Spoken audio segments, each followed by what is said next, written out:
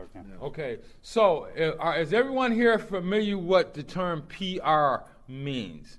It used to be, a long time ago, we used to be known as public information. But as our fellowship grew and our relationships grew with not just within the fellowship, with people outside, it became public relations. And we deal directly, our subcommittee deals a lot of times with the public, meaning we deal with the judicial systems, the treatment centers, the schools, and whatever. So that's kind of give you a brief gap of what public relations is. When we were sitting down trying to decide on what we wanted to do for our workshop, the subcommittee came up with the concept. One of the first things they wanted to do is they wanted to hear, it's called What's My Favorite Line? And then what my favorite line, and prime example, there's a lot of cliches that goes around the fellowship, and some mean more to other people than others. Like, for instance, for me, when I was in a treatment facility, and the people from H&I came, and the guy gave me a hug, and he said, "You never have to use again, no matter what." And from that point, that line has stuck with me through recovery. So what we kind of wanted to do is just hear what everybody else is, what's your favorite line? So what's your favorite line? Work the steps or die is what I was told. Work the steps or die. They added a little more to it. Yeah. Yeah. My favorite line is, "It's not cool to get high anymore."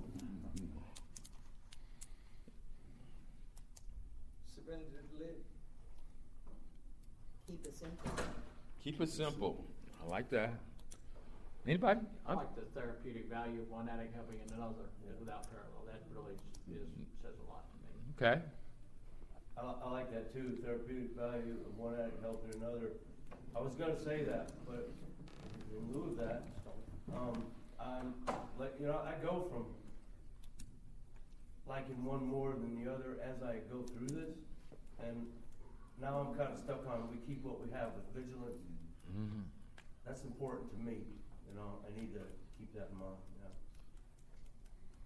Kelly had it. Go ahead, One Kelly. of my favorite, I like to end my stuff with just for today. Just for today. Yeah. Yep. Do anything just for today. Anybody else? Keep coming back. My man. My man. No matter what. No matter what. No matter what. Yeah. Anybody else? Because we got 1,000 sayings now. Go ahead. We do recover. I like that. Anybody else? It works if you work. It works if you work it. Exactly. Don't leave before the miracle happens. Yeah, don't leave before the miracle happens. That's a good one. That's a good one.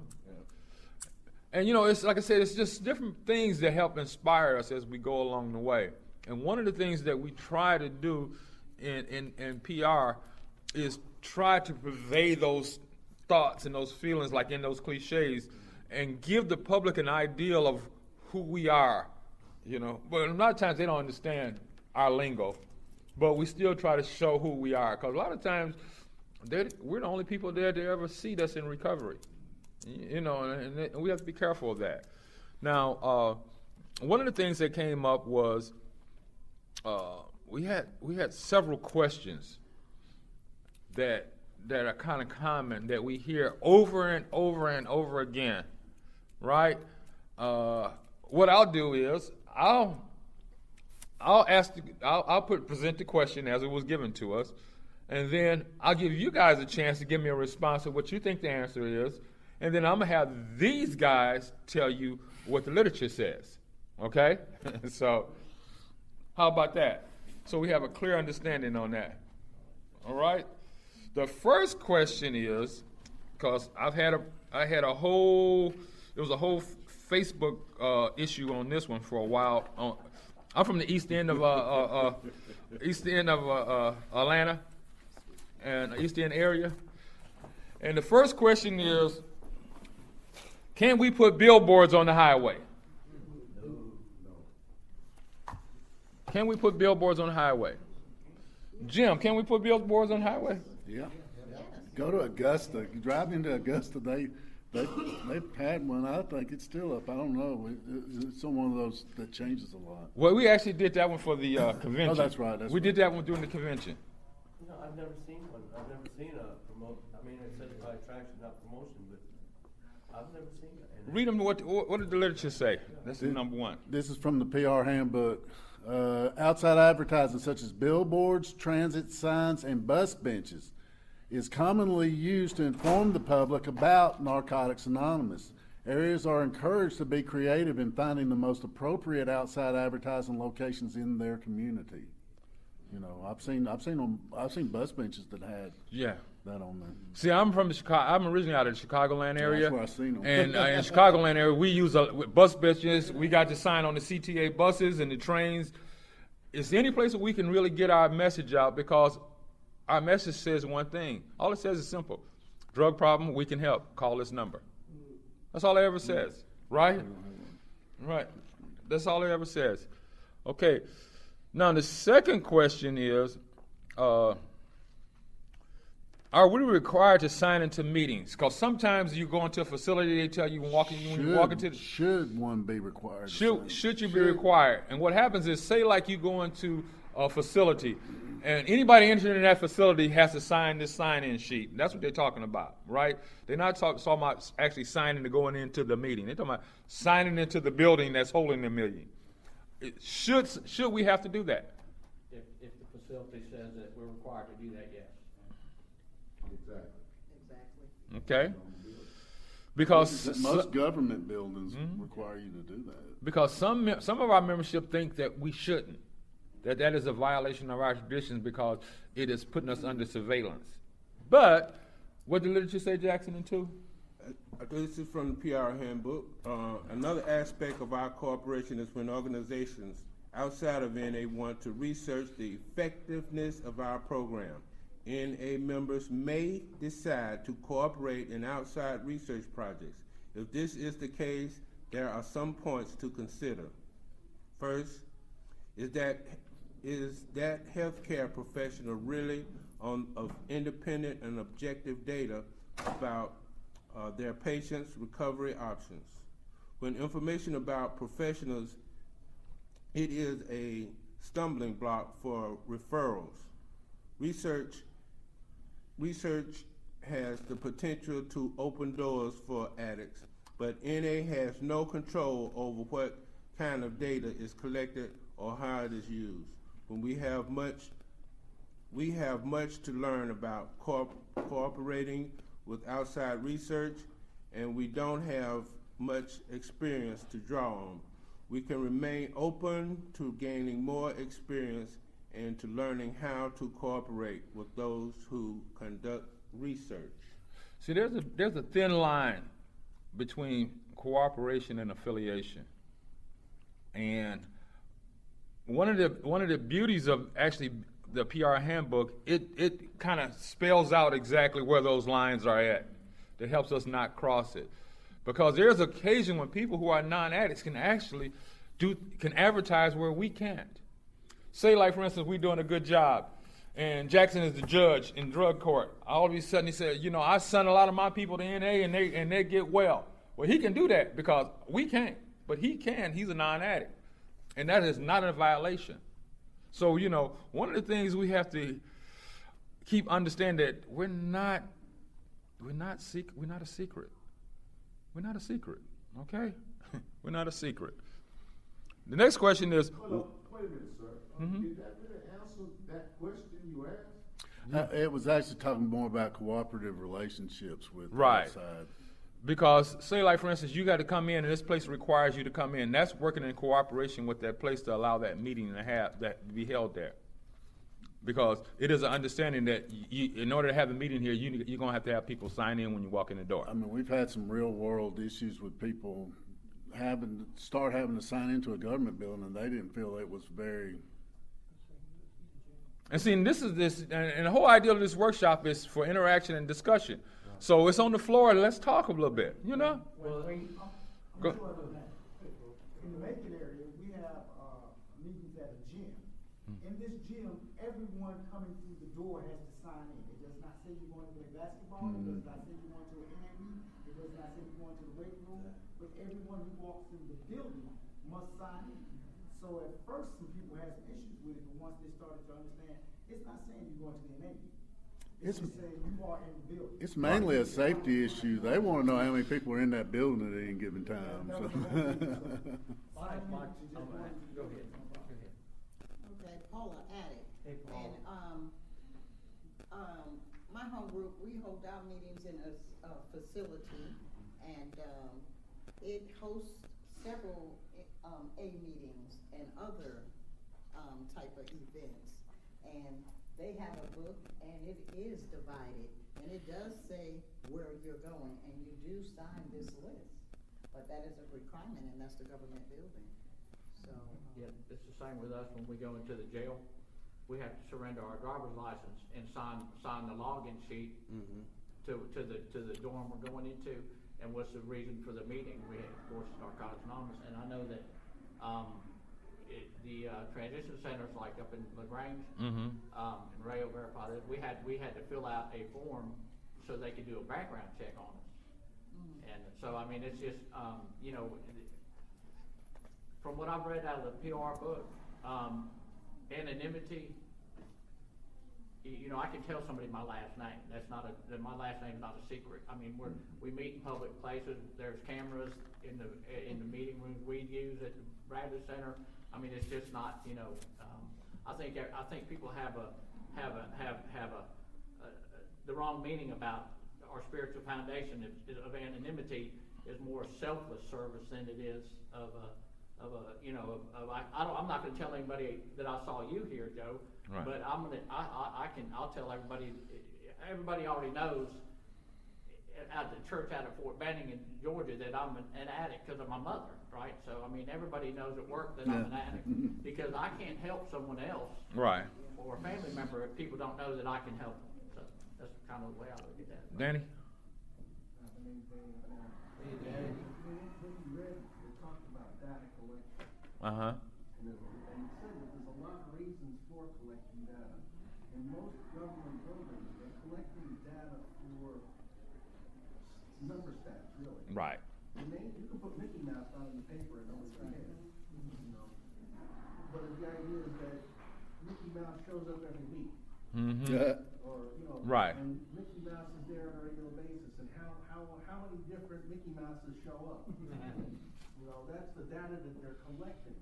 Now, there's also security issues involved. In certain, you know, I often have to go into the back room of retail stores, and generally, and anytime you go through loading docks, you often, to perform tasks, you have to sign in because it's a security thing. They want to know who is there and who's not. When we sign in the meetings that I go to, when we sign in, like I said, I can put down Mickey Mouse and nobody would care. It's not about who you are, it's about knowing that they're counting how many people show up for different stuff. That's the type of data that they're collecting. When we talk about surveillance, that we're under no surveillance at any time, you know, that would be, and I've seen this issue in my experience, where, like, if a police officer is sitting in the back room waiting for a specific person to show up, that's an issue of surveillance. And we're going to get to judicial, too. So, okay, we're going to get to that. Now. I do have a question. I'm Randy Ahmed. Hey, Randy. Personal relations, is that overall title including all the subcommittees, or is that a subcommittee? Public relations is a subcommittee in itself. Okay. It's, Jason, hey Jason. I know there's been several situations in H&I where we were in facilities that required you to badge up and things of that nature, and get background checks and all kinds of stuff. There's a certain, in service situations, always there's a certain willingness to forego our anonymity in order to be of service to other addicts. oh, yeah. However, I think that the question, the whole topic is that if it's not kept real narrow, it's so broad and there's so many different circumstances. It's wild. I mean, we've had to sign into a jail and then sign into a pod. Right. Sign in twice in the same facility, and then they were running all kinds of stuff on you while you were in there, and you had already been cleared backgrounds. So there's all kinds of. I mean, your name's liable to get searched a lot if you're doing services. Right. without a doubt. Now, I'm married. My name is Jackson, and I noticed when I registered here at this convention, I had to fill out a little form, and it asked me for my name, my address, my phone number, my email address, and I'm like, wow, why do they need all of this? You know, I did not put my address on that slip. Thanks for letting me share. Thanks for sharing. Okay, so now we're going to go to the question number 4. Now, question number... What did they say was number 3? Yeah. What is the difference between attraction and promotion? What is the difference between attraction and promotion? Anybody? My name's Addicts. This came up recently. Went to where we go there. But anyway, it come across someone wanted they're petitioning, start a new group. They wanted to have a group in a vape shop area, and I could see that. It's one thing if you're in a public place like so that'd be kind of like having one of McDonald's or Starbucks. Everybody likes coffee, but at the same time, someone's gonna be making money off that. And personally, I wouldn't want to be in a vape shop or a Starbucks. They're like, well, there's a closed-off room in the back. But to me, it seems like a vested interest. Well, yeah, do you know the person that owns the vape shop? Well, a lot of people may vape and smoke. Well, they're going to go in there and want to buy a sample, or try a sample, or maybe buy a new vape. And to me, that seems like it'd be promoting it for the wrong reasons. Now, attraction to me would be rather, like say with the placards on the bus and things like that. Like say you have addiction, we have a cure, we have help. And that to me, that's the difference. Something that we're trying to make money off the association with the name, whether it be inadvertently or inadvertently. Okay, so read that. What does it say? The PR handbook says you need to think about it like this. The differences between informing the public about NA or making, let me read it exactly what they have. Or insisting that NA is better than any other recovery program. So either you're wanting to inform people about NA or making wild claims. It also says in the 11th tradition, It Works How and Why, it says promotion is described as fanfare, overblown claims, and celebrity endorsements. Informing the people that we are a credible program of recovery is a principled action. So, and what it's getting at is that that line is, here's a prime example of attraction. Hopefully that I live my life in a way where you say, how do you do that? Hopefully that we as a fellowship perform to the point where people feel comfortable to send people to us because the work we've done is attractive enough.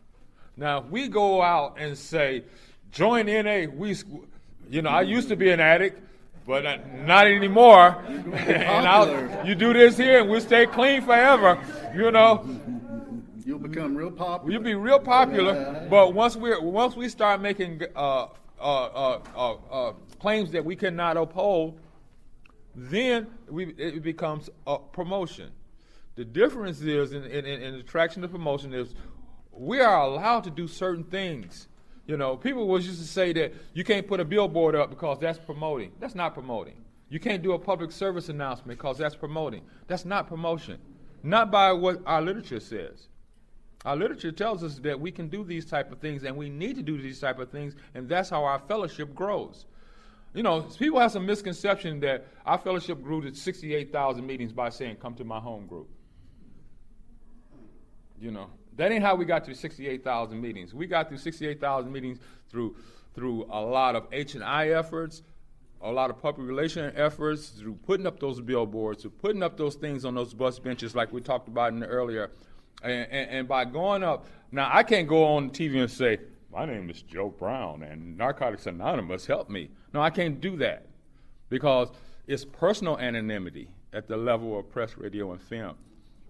And we're going to get into this a little bit later. It talks about It's a question about, is their fellowship anonymous? And we're gonna get into that one in a little It bit. says promoting doesn't need to be an option for us because the program speaks for itself when we are humbly and honestly share how NA is working in our lives. I think your family members can attest to that too, as far as information for public relations. I know that I'm speaking personal experience with my daughter, my son, my mother, my wife, everybody that knows that I am a member of Narcotics Anonymous sees the change in me happening, so I think that's a big That is an attraction. attraction. Right. So I guess it goes into the next question. Is the Fellowship of NA anonymous? So what did it read, Jackson? According to the PR handbook, when people, Guiding principles. The guiding principle. oh, okay, the guiding principle. Okay, all right. Page 201, actually in the guiding principle. When people know we are in NA, we represent NA whether we mean to or not. Tradition 11 tells us that the choice I got the question wrong. That was it. Is an NA member's behavior part of public relations? Yeah. That was the name of that question. Sorry about that. Well, go, All right, that was that question. So, answer it, Jackson. Ask the question again. Okay, here's the question. The question is the NA member's behavior part of public relations? And the answer is, according to the guiding principles, page 201, when people know we are in NA, we represent NA whether we mean to or not. Tradition 11 tells us that the choice to reveal our membership comes with an obligation to protect NA's public reputation. Even if we insist that we don't intend to represent NA, to the public we often do. A member explained, every time I take a meeting into the county jail, I represent NA to both the institution and the inmates. Every time I wear an NA t-shirt, I need to be aware that my actions, good or bad, in person or online, reflect our program in action to anyone watching. I need to act right when my actions can affect someone's opinion about NA. Using social media puts us in the public more than we tend to think about. The old saying is true. We may be the only basic text someone ever reads. Each of us is engaged in public relations every time we are in public. Our behavior in a restaurant after a meeting carries a message of recovery or our addiction. People notice. The knowledge that we are PR is one more reason we try to practice principles in all our affairs. So in essence, what it's telling us is that, whether you believe a lot of times that because people say nobody represents NA, nobody represents NA. The people who know you, that know you in NA, you represent NA.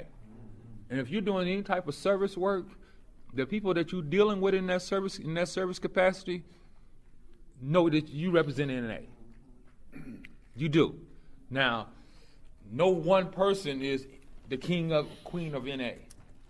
That's not what it's saying. But what it's saying is the way we behave directly affects people's opinion on our fellowship when we're out there in the public. And because all our themes about dealing, if you notice, this is public relations. We're talking about when we are out there in the public. Okay? We're not talking about being at a meeting. We're talking about being in the public. Okay? There's a difference. So, now, we want to go to the next one. And the next one's, again, Anybody have anything they want? anybody got something? Go ahead, man. I was gonna say, like, if somebody feels like going shoplifting one day, they might not all wear their t-shirt.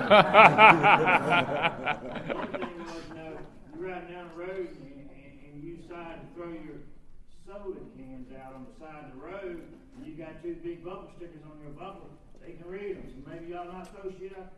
Stuff out the window. Anybody else? I'm an addict. My name is Jackson, and we often have meetings at churches, and there is usually a meeting after the meeting in the parking lot. And when we go into the parking lot and we start to use profanity just like out loud, you know how we addicts are. You know, we get to talking loud and objectively about our subject, and the public hear us cussing like we do. That sheds a bad light on NA. Thanks for letting me share. Danny? Experience I had many years ago, my first home group lost the meeting space because many of us got motorcycles. Neighbors around the facility kept asking us not to start and run our motorcycles. The people would get there and they wanted to start them up and let them warm up, and they sit there revving them, and they kept doing it. We lost the meeting space. Yep. It was a reflection of Narcotics Anonymous. How many of our meetings in places where people you can't smoke inside anymore, so people go outside and smoke, and then they leave cigarette butts everywhere. Right. You know, that's a reflection of the fellowship. Sure it is. How we do things, you know. What I was taught as far as public relations is concerned, when we look at the tradition, is that we should, as a fellowship, we should try to leave our meeting spaces in better shape than when we got there. Right. Which means somebody should, from the home group, should be going out there picking up cigarette butts after every meeting. Yep. Yeah. My name's Tootie, and I'm an addict. Hey there. I live in a very small town, you know. In the same town where I done all of my dirt is the same town that I live in now. That hard about behavior carries a whole lot more weight, I think, when you live in a small town where everybody knows everybody, and I am constantly reminded, and I constantly remind my other group members that, just like the guy said earlier, whether we like it or not, we are representing Narcotics Anonymous in everything we do, even when we aren't wearing the NA shirts or we don't have the bumper stickers, because everybody already knows that in my town, everybody knows who go to NA. Right. And that's just, and that just comes with the territory. Right. And you can't choose to not wear that badge, because if you go to the meetings, you know, the word gets out. Okay. So, the question is just, answer to that question is, everybody needs to be mindful that whether you believe that you're not representing NA at any given time, the people around you, who, especially the ones who know you're in NA or involved with NA, looks at you as a representative of NA, whether you do or not. So you need to be mindful of that. So your behaviors should reflect our fellowship, it says, in a good way, right? Okay, so the next question is the fellowship anonymous? No, not at all. Fellowship anonymous. Jackson, what did it say? Most NA groups have some sort of contact with the public in their everyday affairs, but the public relations spoken of in the 11th traditions are more deliberate than our group's routine encounters with those outside the fellowship. The existence of a public relations policy implies the importance of a public relations program. In carrying out our fellowship's primary purpose, public information work done properly is not promotion. Rather, it seeks to make NA attractive to those who might need us. As NA groups serve, service boards and committees We deliberately and energetically cultivate good public relations, not as any incidental,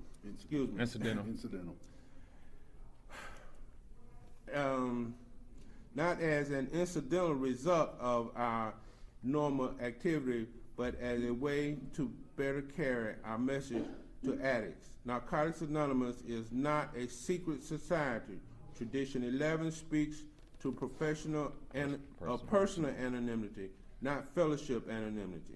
The better known we are by the public, the more likely it is that addicts seeking recovery or their friends, relatives, or co-workers will think of us as we know think of us and know where to find us when they decide to seek help. One way to take part in NA's public relations program is to become involved in the local public information subcommittee. So in basically it's talking about in our 11th tradition, a lot of people try to apply that whole thing to our fellowship, but the 11th tradition specifically says personal anonymity. It doesn't say fellowship anonymity, and that's important because a lot of times we want to mix them together. Personal anonymity at the level of press, radio, and film. But it also says that, family members and friends might see and might need help, and they seek that help through our efforts. So when a person tells you that you're breaking anonymity because you're putting up because you're doing a public services announcement, you're breaking anonymity because you're sitting at a presentation booth at a fair, we're not. Because our fellowship is not a secret society. It just says that. We're not a secret society. Nor do we want to be. We want people to know who we are. We want people to know where to find us. We want people to know what options they have in recovery as possible through Narcotics Anonymous. We want that. And we have to do that through not by incident, not that it makes it incidental or by accident. We do that purposely. And we do it on purpose, and that's how we grow. And it's important. So anybody else got something on that? Is the fellowship anonymous? Anybody else? Okay. Question 6.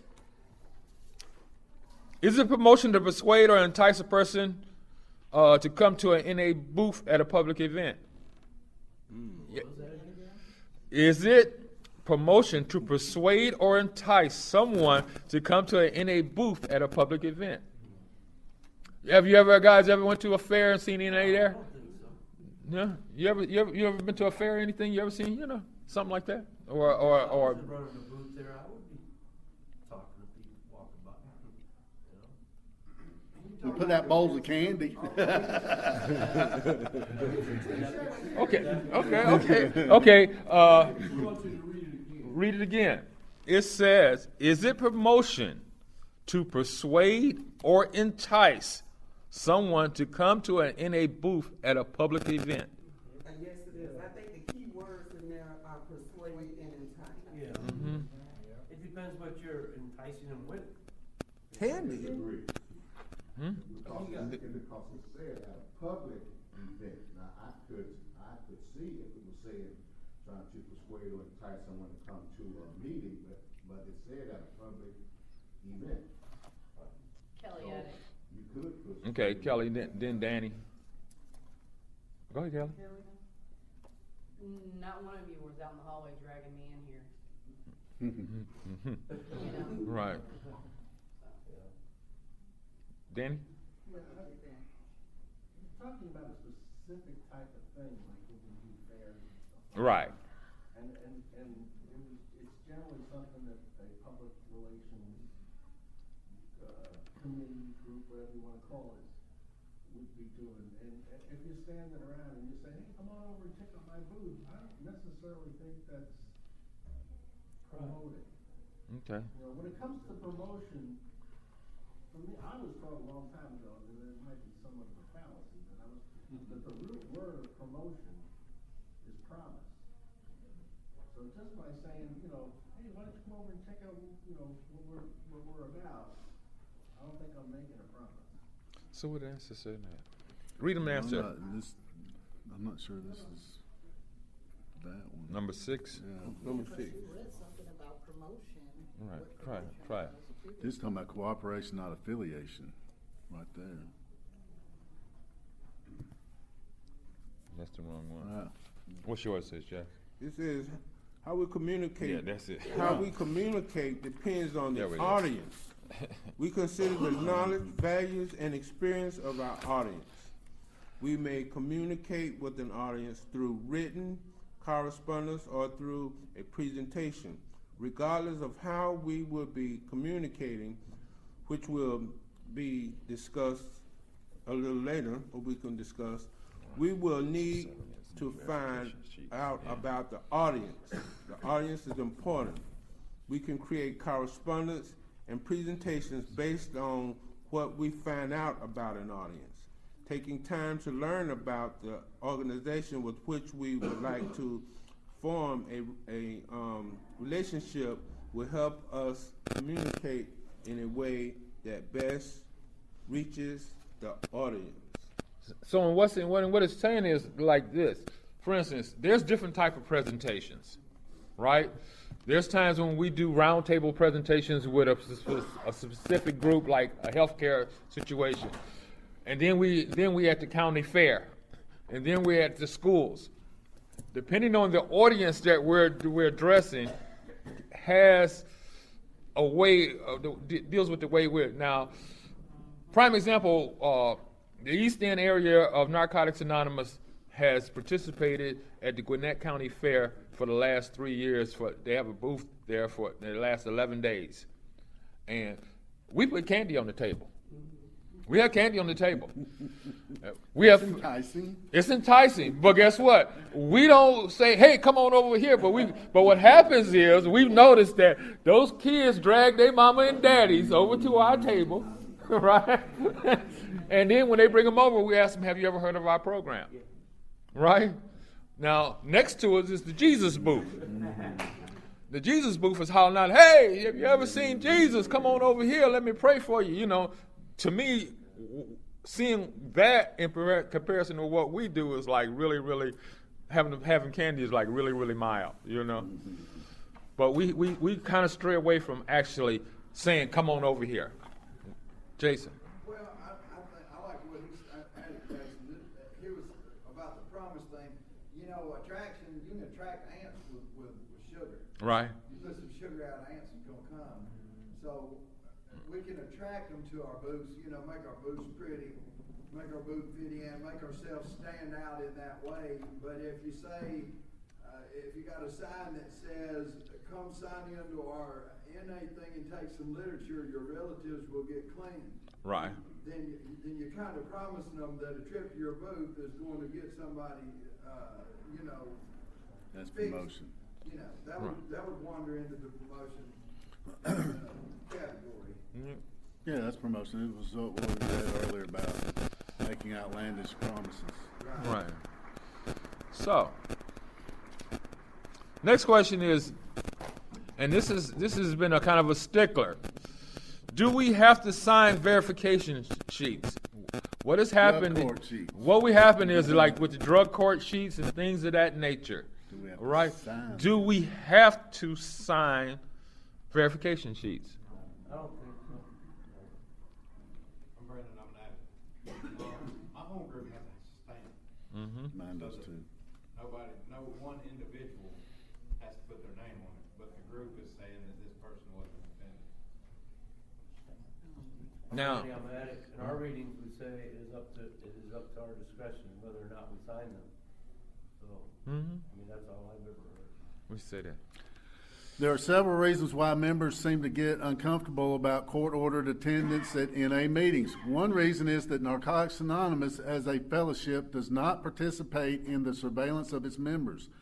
Another is that the idea of forced attendance seems to go against some of our core philosophies.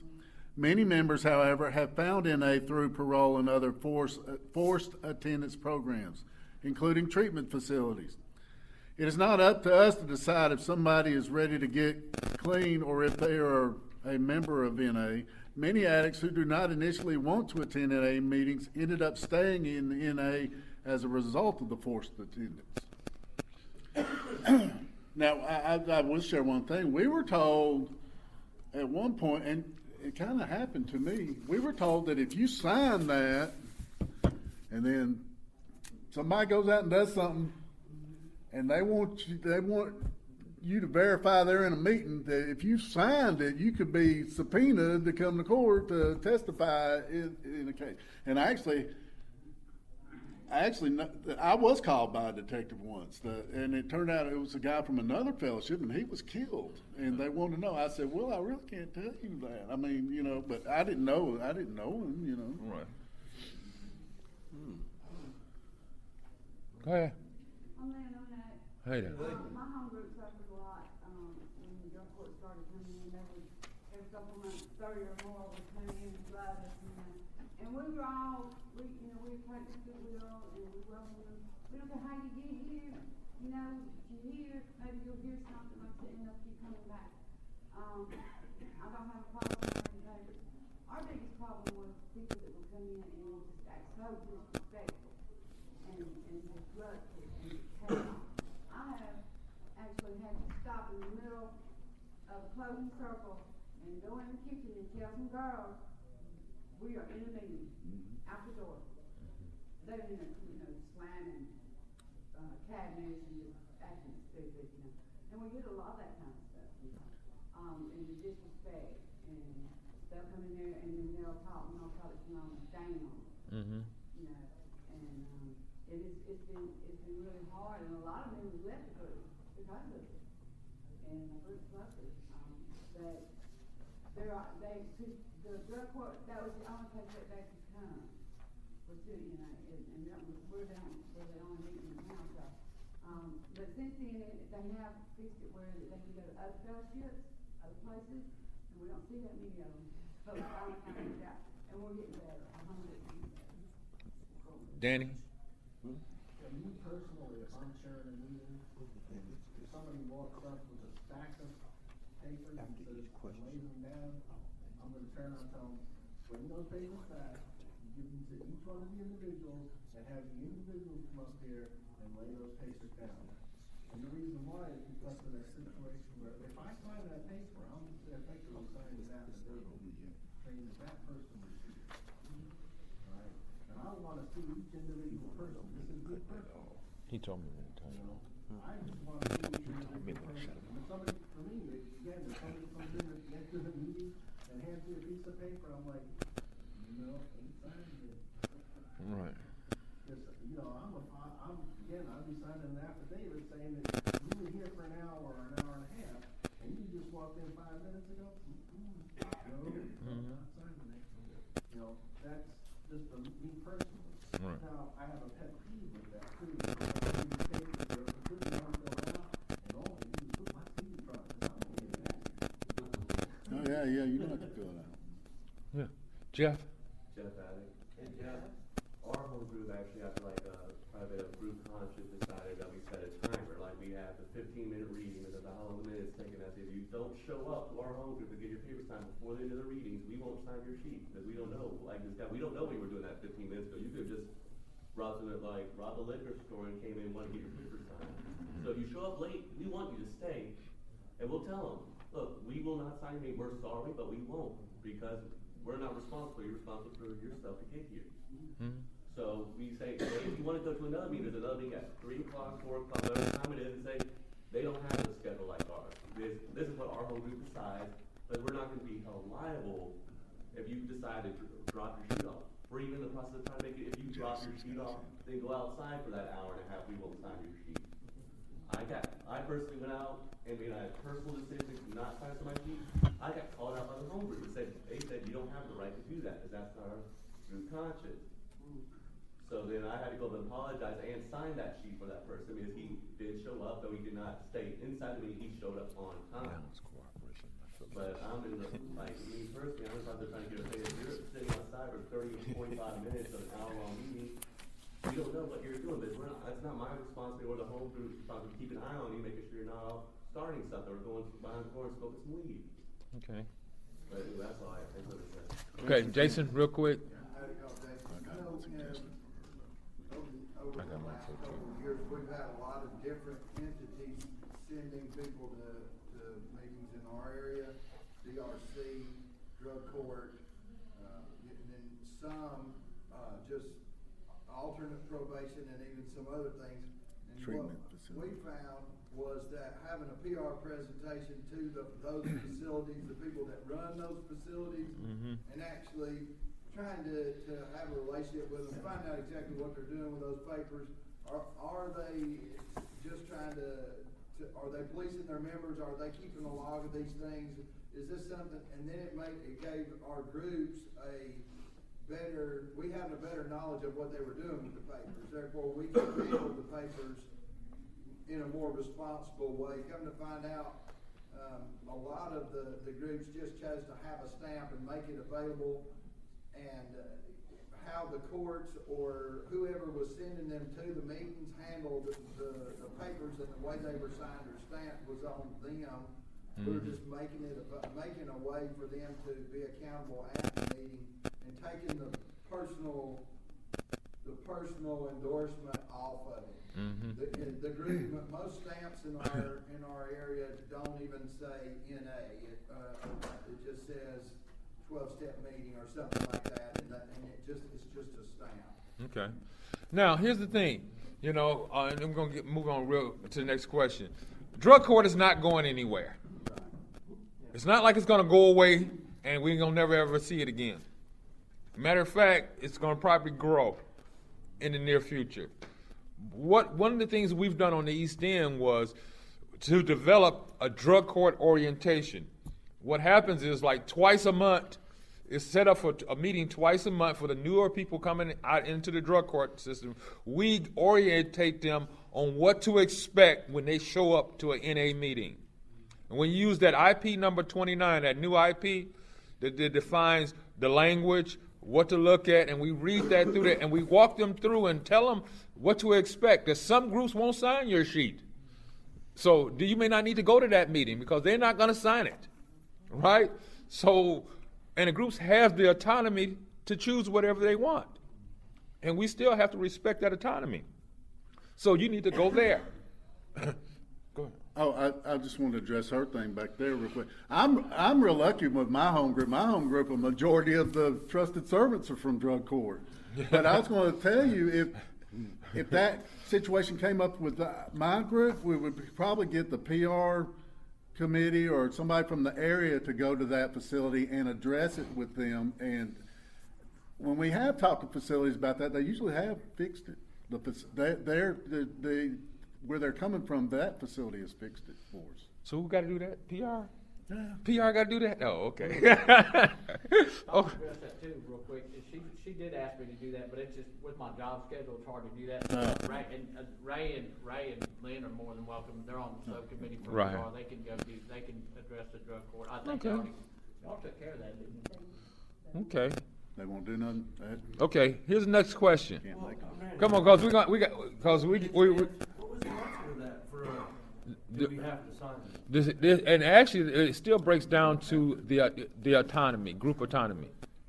You do not have to. You don't have to. It's your personal autonomy. If you don't feel like you're the chairperson and you need to sign, you can sign it. Don't do it. If your group has a certain set of rules, that group autonomy is still up to the groups, right? But what happens is, if the group identifies with the area, they're not going to sign it. Then that PR committee can tell the courts that if you send people to this group, they're not going to sign the sheet. Right? So it still goes down. The fourth tradition still applies. Go ahead, Brad. Real quick, the most disheartening thing that I've run across lately with the drug court was like somebody from that facility up in LaGrange called my group because they saw that we were at a closed meeting, and they called another member and asked them, well, can y'all open up your meeting so these people can come in here? And they were doing their part, like Lynn said, they're opening up to a lot of different fellowships now, a lot of different places to go. But what the thing was, I was like, well, first of all, they might not know exactly what a closed meeting is. So maybe they could have a presentation taken to them. Now, why my number and name was just thrown on the desk and forgot about, I don't know. And why they have not contacted us to to get a little more understanding of what Narcotics Anonymous is over almost 10 years now. I don't know, but man, We don't get them all, we don't get them all, okay. that's just why I just wanted to vent that out a You little got bit. discussions with you know? Okay. But, if you don't know, you know, like, a lot of people don't even know what a closed meeting is. Like, we can't tell nobody not to come into a meeting, as far as I know. Mm-hmm. Right. But if they're not willing to admit that they have a drug problem or are an addict, might not be able to stay. Right. And you know, that holds true of whether they came through drug court or not. If they just came off the street, you know, we got the same issues whether you just come off the street. You know what I mean? So, next question is, can we inform judicial entities who attends our meetings? Meaning, can we tell the courts who's showing up at our meetings? That's a real simple one now, right? It just says, can we inform judicial entities who attends our meetings? No. No. All right. Now here's another one. Well, go ahead. I mean, he just said if you sign that paper, you're telling them who came, but you know, that's only to the people he shows the paper to. Yeah, that's the thing. I mean, it's the person who's doing it. You're not informing them. You're you're handling it between you and that person. Right. It's been my experience. I'm Randy. I'm an addict. It's been my experience that a judge. I mean, we're on this drug Right. court thing. A judge won't ask you who's at a meeting either, because the ones I've seen that were broke with that, they respect the 12 tradition. Now, I will tell you something that's gone on with me. Right. I have some sponsees that are from drug court, and their drug court wanted to start calling me about my sponsees. Now, I had 2 sponsees tell me, "Will you please talk to them about me?" You know, that they said, "Will you?" I had 2 that said, "Will you not talk to them about me?" No. And if you really, really want me to, it goes against what I've always thought, you know, but if it's you and him and me, yes, I will talk to him. If you're giving me the green light there, I will try this. So I did. You know. Ray? I'm Ray and I'm an addict. Hey, Ray. Drug court is not your friend. Mm-hmm.